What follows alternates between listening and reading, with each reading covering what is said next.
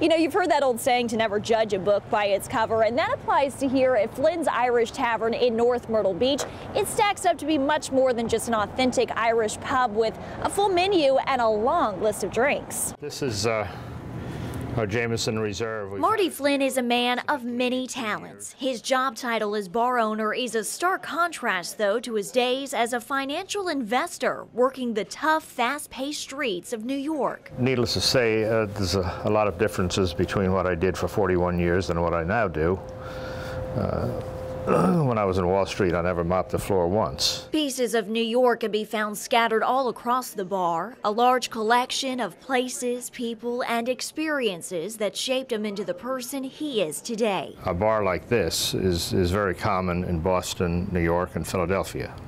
So the people that live here now that came from there come here because it reminds them of home. And that's exactly what drew Thomas Heavey, a fellow true Irishman, to Flynn's. I was born in a little town outside Galway, County Galway, the west coast of Ireland. As a former bar owner in New York, Heavey knows the difference between a wannabe pub and the real deal. And there are a lot of places that try to make them Irish pubs, but they're not Irish pubs. But this is an Irish pub. Marty says he hasn't touched a drink in 35 years, but that doesn't keep the self-proclaimed Irish whiskey collector from scouring the lands for just one more bottle. It's become an obsession, maybe? It does. I've never found any other bar in my travels that has more than me, but if I did find one, I would be very jealous.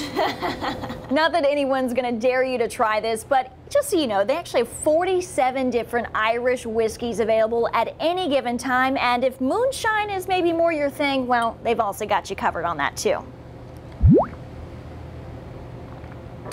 It's a two-step pour. They even showed me the ropes behind the bar. Tilt the glass just a little bit. You're fine. Really okay. fast. Okay. Close it off. Okay. Whoa. Pouring another Irish favorite, a Guinness. And let go. Stop right there. And let me tell you, there's more to this than meets the eye. Boom. Perfect. All right. Looks good. So this is the entrance. We're going into the Yes, this is the entrance. Okay. The history within these walls is very rich as well. And an ironic twist of fate, the now bar once held the very people that, well, had a bit too much alcohol. For decades, this space used to be the North Myrte Beach Jail, a place where many were held overnight to sleep things off. And there are some very interesting stories about how the jail operated. One story goes that there were so many people arrested on the 4th of July one year that they handcuffed them together and tied them around a tree until they could get a chance to put them away. And boy, how things have changed. Bail used to be set at $28, and if you had enough money to pay on the spot, you could actually walk. There were 3 bunks on each side. I don't know what it was like in here in the middle of summer with 20-odd people in here. It must be very unpleasant. Yeah, because the sights, sounds, and smells of a jail without air conditioning, I can't imagine. Yes, it was something that would stop you from drinking, I think. It would deter you from any other bad behavior, right? It would, yes. Yeah.